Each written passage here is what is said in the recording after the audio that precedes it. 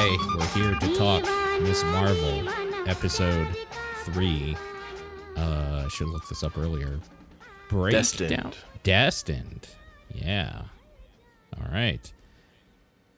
Man, just straight up, I don't like what they're doing with the story and stuff. Like, just as an overview, I'm not filled with confidence in what they're doing right now. So The clandestine, though. Everybody's favorite. Yeah, the name I heard once like 10 years ago and now is, I don't know. So you think okay, we're getting a little bit ahead. Last we left, she got saved by Hot Boy. I'm trying to remember his name now. Holy Kamran. shit. Kamran and his mom, or whatever she is. I guess she might actually be his mom, but we find out that they're part. Najima. Right. We find out they're part of a group that has existed in the cosmos or some other place for a long time now, and they're kind of trapped on Earth. And Yeah, they're from a different dimension. they're from a different dimension. We're gonna know them as Jinn, DJINN. A whole bunch of other names for them. She was said we've gone by other names or whatever. One of them is clandestine. I guess, like, if you're not seeing it in text, clan space destin is kind of like the thing you would Google if you want to know more about the comic thing, and not just clandestine, the word. Which is Well, the comic is one word. It just, they capitalized the D. Yeah. Clandestine. So that is the thing they're going for, which I've heard like once or twice ever and never really looked into, because why would I? It's British Marvel Comics, baby. Alan Davis. Fuck yeah. Writer, artist. So you're thinking this is a one-off, just like we made mention of a thing, and now we're going to do whatever we want with that? Is that kind of what you're thinking? So, yeah, the clandestine, like, in comics, it's like a superhero family by way of this Saxon dude in the 1100s fucked a djinn and had a bunch of kids. Right. So that Alan Davis could, like, introduce new characters whenever he wanted by just having new djinn. But, like, they could have been mutants, but he just wanted to do his own thing, and he wanted to have a family dynamic with his characters he was writing. Sure. I think the only reason they're using this in the show is the djinn part, so that they can link it to, like, actual mythology about djinn in the real world. And I don't think they care about literally anything else in terms of, except that it's a reference to a Marvel property. Okay, sure. The thing I was thinking is that they were doing this because they were leaning more into the fact that in the British colonization of India, that whole sort of thing, and, like, it just kind of made sense, or because, like, that's what the clandestine thing really was, right? Or, like, that what it focused around originally, like, why their djinn is because of stereotypes with Middle East. Yeah. It just in general. So I figured it was just their way of connecting that stuff. The thing that I guess bugs me or pisses me off, even though I have no basis for what they're actually doing, or if they're doing this, is that they're not going to do Inhumans, but they're going to do this shit. Come the fuck on. Mm-hmm. That's where I am right now. Because they already blew the Inhumans. Yeah. So this is their backup Inhumans. Like, yeah, but, like, worse, maybe, or maybe not worse. I don't know. It kind of doesn't matter, because Worse. none of the things that they're connecting together are actual things that connect in the comics. No, also, like, the clandestine are characters with character designs, and here we have dudes with belt powers or whatever. What the fuck was that? It's like dudes in like in puffy jackets who like bring out a weapon and it's a belt. And dudes fighting with a belt. Yeah. I don't know, it's man. Like it's fucking nothing. So it also feels more like the dimension thing feels more multiverse stuff. Like fodder. Yeah. Yeah. Yeah, and just like stuff with the Generic. cosmos. Ms. Marvel yeah. Holy shit. Captain Marvel. Yeah. My brain just broke. Captain Marvel and the cosmos stuff just in general. The arm they pull the bangle off is obviously a Kree arm. Like, yes. So there's that. Yeah. So that's like basically they were like looking for a tool to help them get back to their dimension, and the thing they've discovered were these Kree bangles, right, that have been on Earth for a long time or whatever, but they only found one of them, right, which is like why Kamal's powers like don't work as well as they might or whatever, because she should have two. Sure. So straight up, they finally kind of did the thing where she had a big arm. I thought it looked bad because it was just the crystal. Like it's just hard light. It was just Green Lantern. It's a Green Lantern fist. It's just Green Lantern. Yeah, like I am kind of everything to do with Ms. Marvel powers, the superhero stuff. I'm like super checked out right now of all of that side. Yeah. The one other thing I just wanted, there was also a Mandarin reference in the room where they find the bangle. The 10 rings symbols are on the ground. Oh, really? I didn't notice. Honestly, I fell asleep and had to rewatch it. Hell yeah. Yeah.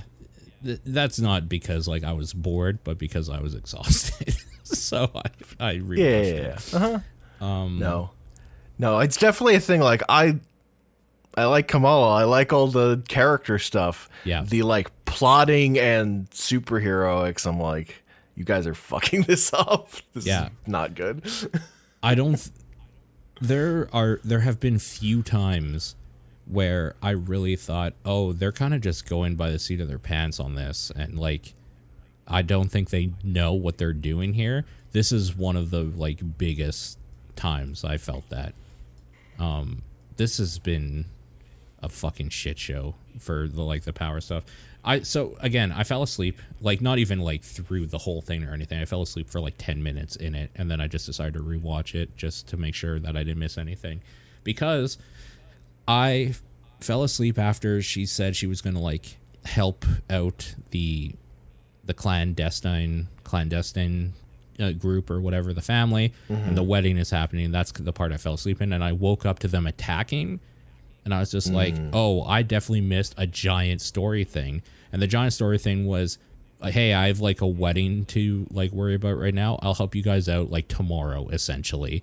And then they're like, this is unacceptable. Like, it's so bad. It's so poorly written. It's so true.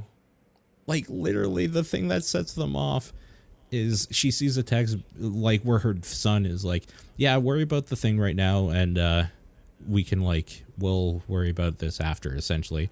And the mother is like, why are you betraying me? Yeah.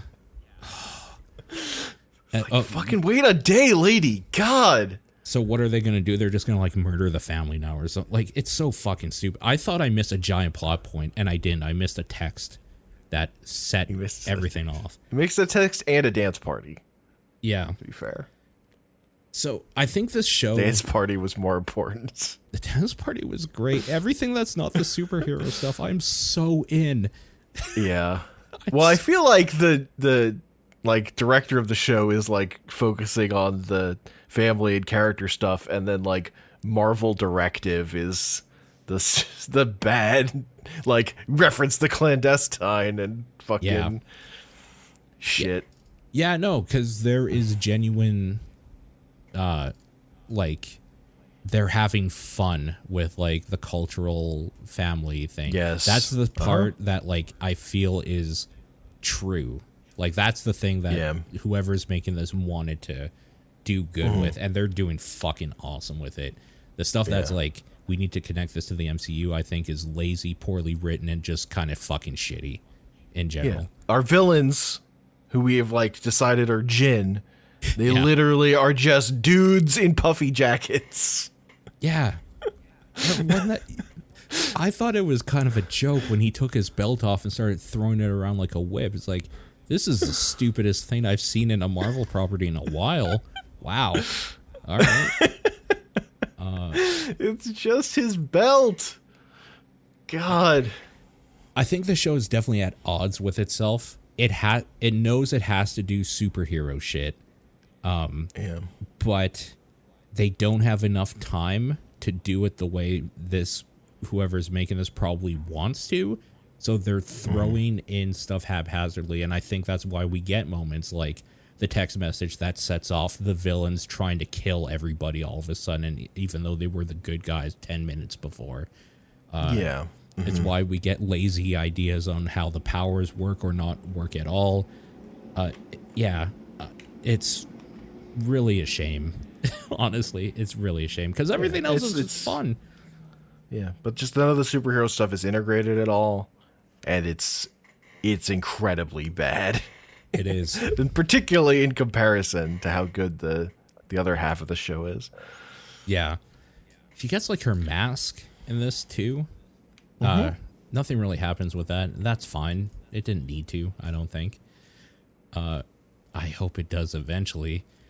It seems like you were right that the Kree is obviously super intricate in this, and it's going to turn out that she is Kree. I'm with you now, 100%. That's probably what it is. I don't think she's Kree. I think it's just the bangles. It's just the bangles because the bangles unlock. Yeah, but the bangles just unlock power in someone. Her. Yeah. So they're just unlocking the power that she has for being a Jinn person. I think that's just Do we even know if she's Jinn though? Or is that like a lie? I guess like that's up for debate. It doesn't matter either way. But like, sure. She's probably Jinn because why? Yeah. Whatever. No, my assumption at this point is that she is Jinn. And it's just the bangles being a Kree artifact is the only connection on that side. Okay, sure.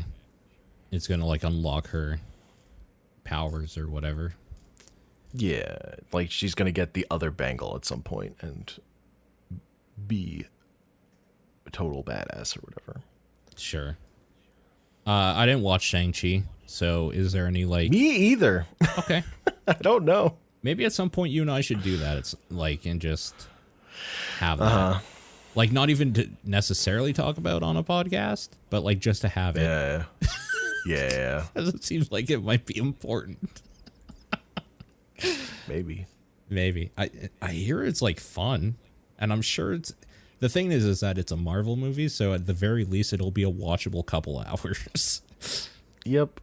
So I don't know why. Although I still haven't finished Black Widow. Well, I mean, that's that's almost an unwatchable couple hours. I'm 45 minutes in, baby. You got past the intro? Yes. I got past the terrible Smells Like Teen Spirit cover, but that is the biggest wall for that movie. It still wasn't a good movie after that, it turned out. Yeah, I just looked it up. I didn't know. So I finally see the Shang-Chi whatever in the thing. I didn't even notice. Yeah. I didn't pay attention. But yeah, it's super obvious seeing the screenshot now. It's right there. Yeah. Yeah. Because I think the thing with the Mandarin is like it's actually an alien thing.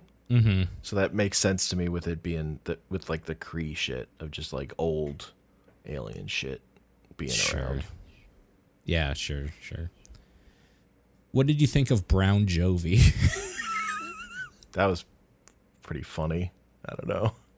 But again, I don't feel the Bon Jovi thing, so it doesn't pulling on that New Jersey tug doesn't work on me. It's like So- Bon Jovi's fine, but it was never a thing in my. It was never like I wasn't in a part of New Jersey that was obsessed with him the way many parts of New Jersey are. Oh, is that Even a real though thing? It's a real thing, but he's from Long Island. He's not from New Jersey. Oh, that's kind of just pathetic then, isn't it? Yeah. Uh-huh. It's like we claim him or whatever.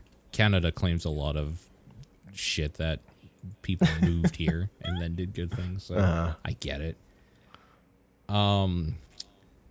Yeah, I like Bon Jovi. Like I wouldn't say I like listen to, I don't actually know I've listened to a full album of Bon Jovi, but I like the hits. I think they're fun.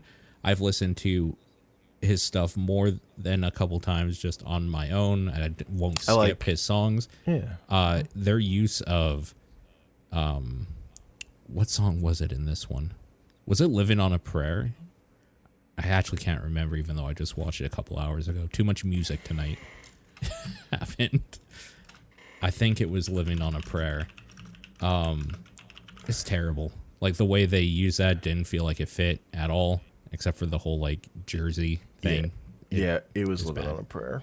It was bad. Yep. I just thought it was bad, and I like that song, so I thought that was kind of shitty. They should have just used the bluegrass cover. I bet it's pretty great.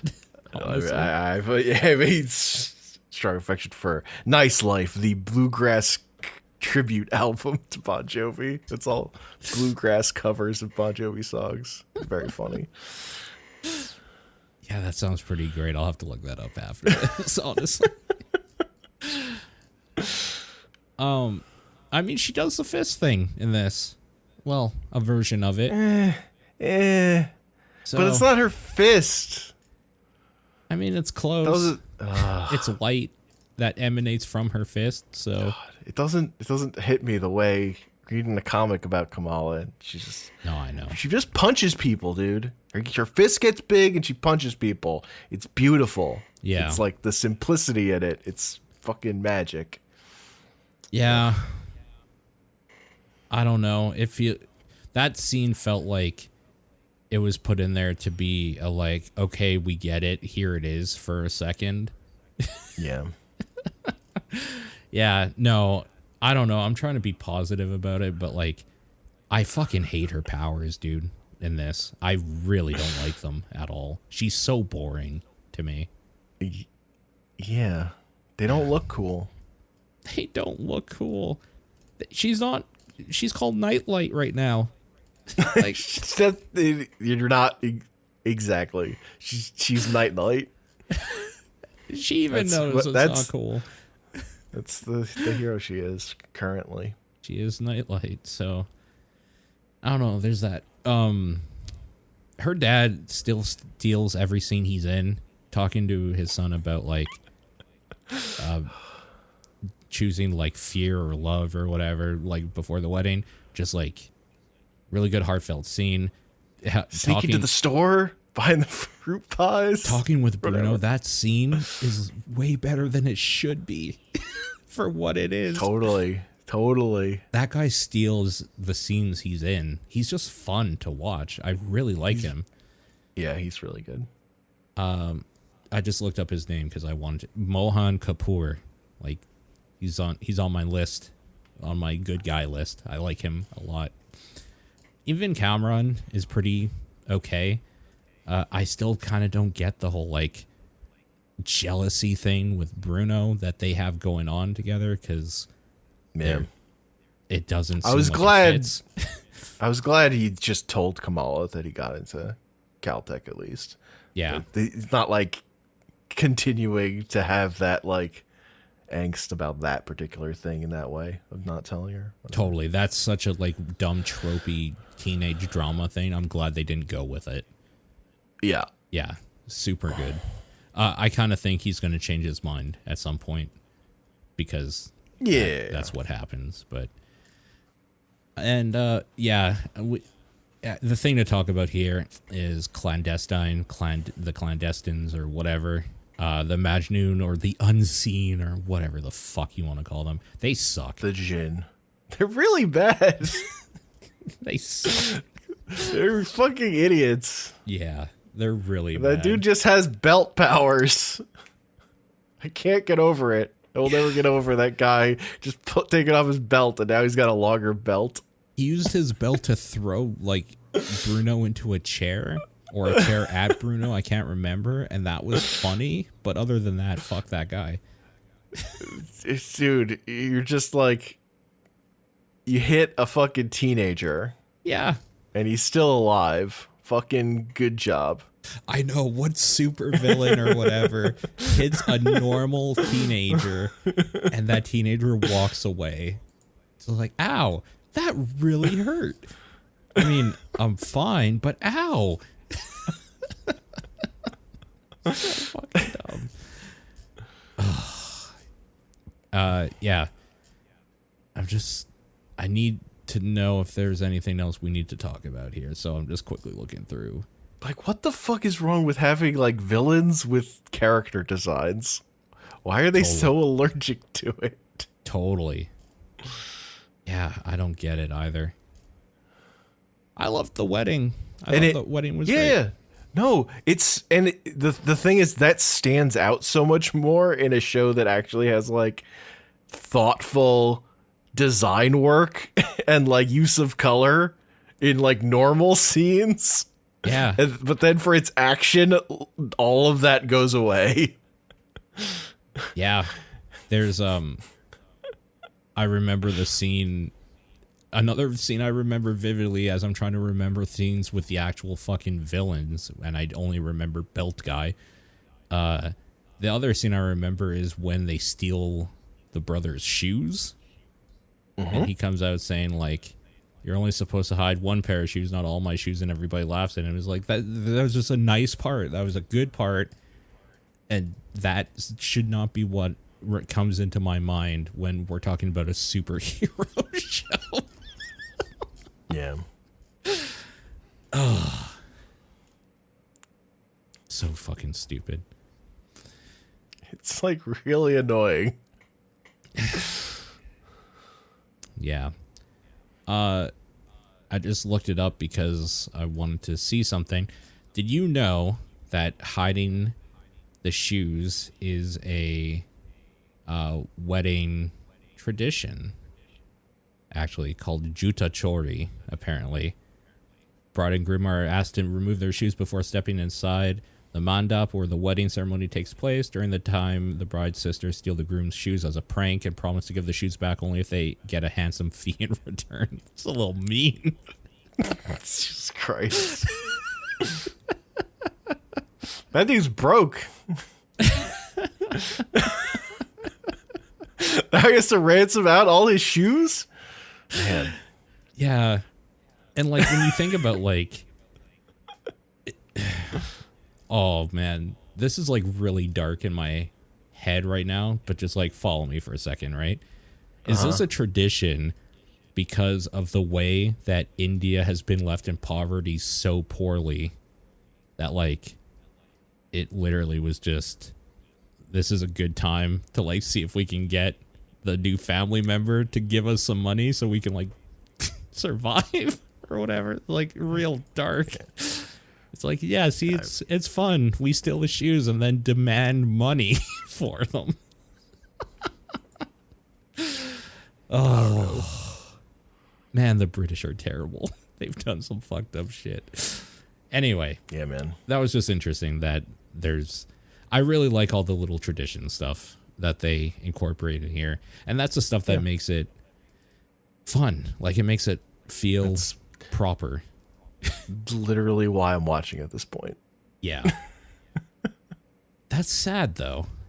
Because I want to see a giant fist knock a dude into the atmosphere or something. Oh, I want to see that so bad. Yeah.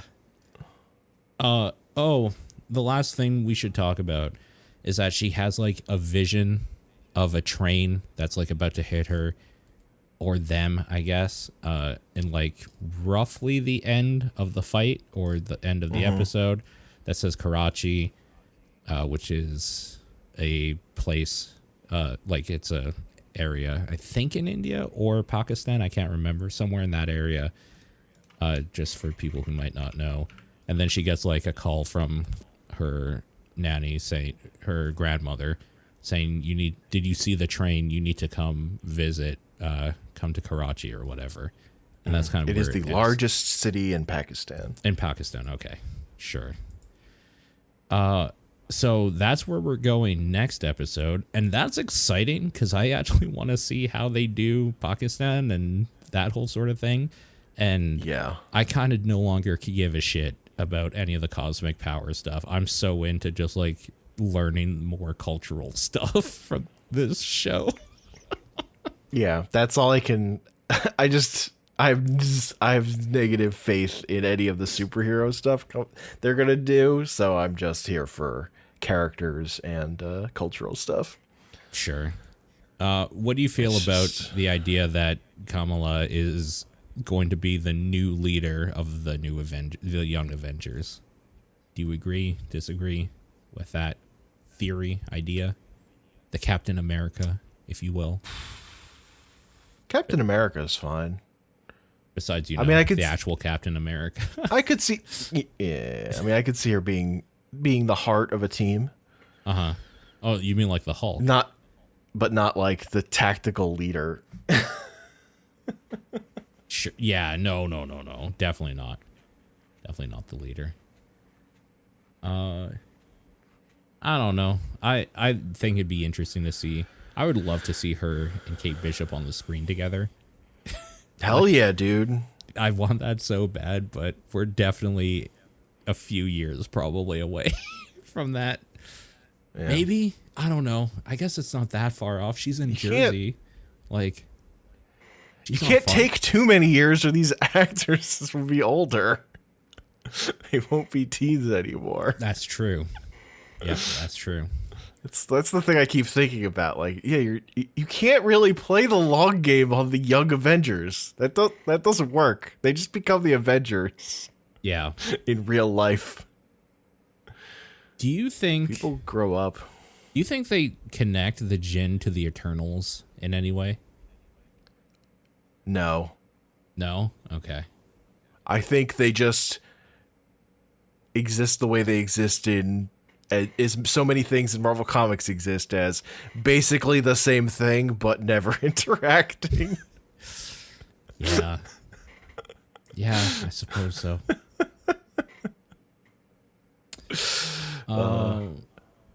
One last. I mean, it's funny. It's funnier to me how many of those things that are the same thing but don't interact that exist in the same universe and are all created by Jack Kirby. There are. Well, like at least this was one that somebody else created. Yeah. Yeah. No, that's true. That's kind of why I think I was hoping for more. You know. Like, I don't know. I thought we would really get something super different. And instead, like, we're getting different stuff, but it's not in the thing that Marvel is known for. We're getting, like, a good Degrassi, essentially. The last thing I wanted to bring up was how do you like convince everyone you're good or whatever, and the good is not a thing you are, it's the thing you do. It's just a good line. I like that line. Good moral for the story. Yeah. But yeah, I don't know, like reading the first issue of The Clandestine, it was like the big reveal is, no, you're not mutants. Your fucking grandmother and your uncle are your brother and sister, and we're fucking Jinn or what? Like, we're the descendants of this dude and a Jinn. And I'm like, that's not that interesting. You could have just been mutants. It'd be fine. Yeah. And I'm like Kamala, you could have just made her a mutant and not done any of this contrived shit and maybe gotten a villain that made sense, and it probably would have been better.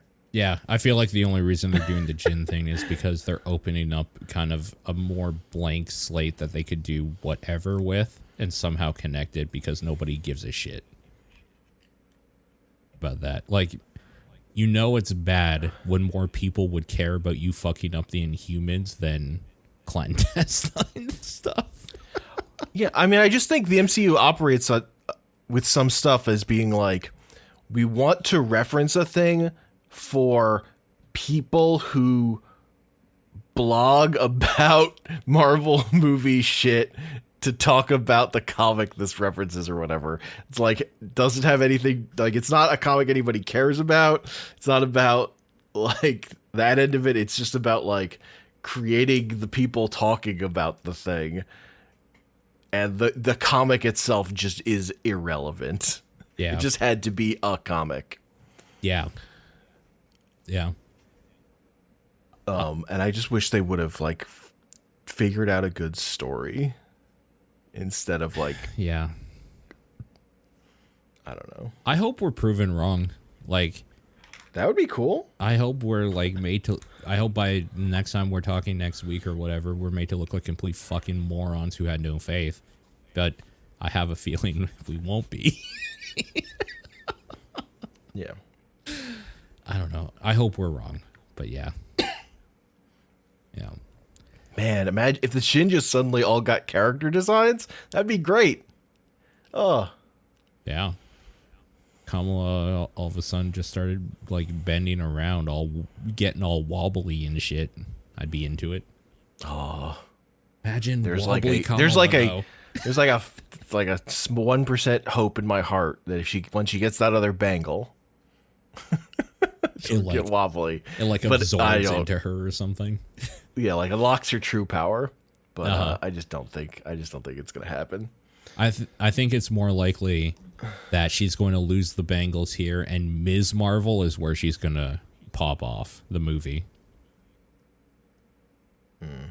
Like, I think it's going to... I don't know. I think it's going to be one of those things where I'm going to call the power was in you all along. You don't need the bangles or whatever. And then she's going to be like... or whatever. And her limbs are going to go everywhere. It's going to turn to spaghetti. We already know the power is in her. Yeah, but she doesn't know it yet. Fucking Bruno told her that. He looked on the computer. He was like, do, do, do, do, do. Oh, it looks like the power's in you the whole time. Yeah, but she doesn't believe yet. She needs to believe.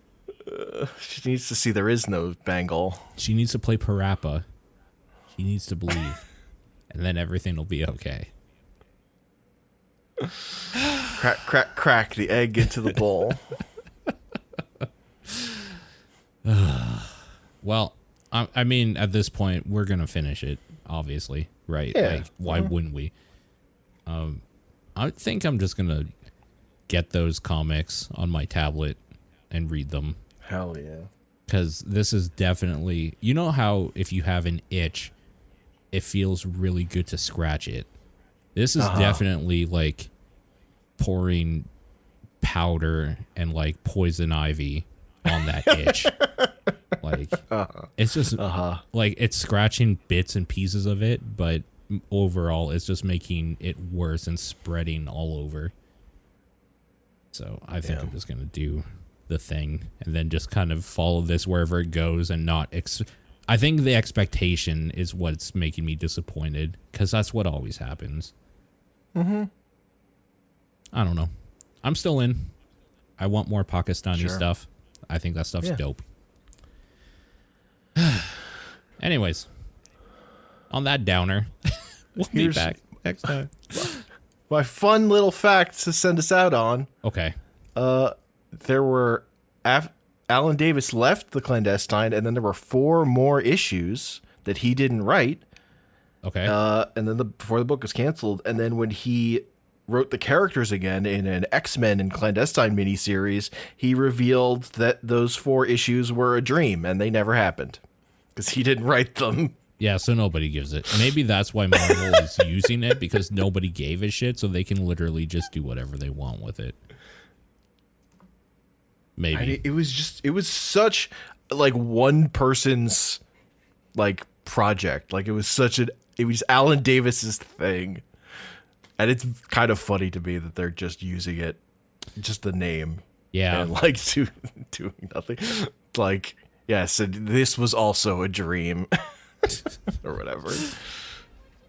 Yeah. Weird. Oh well, maybe they'll do something with it next time. So we can only hope. Alright. We'll see you guys then. Peace.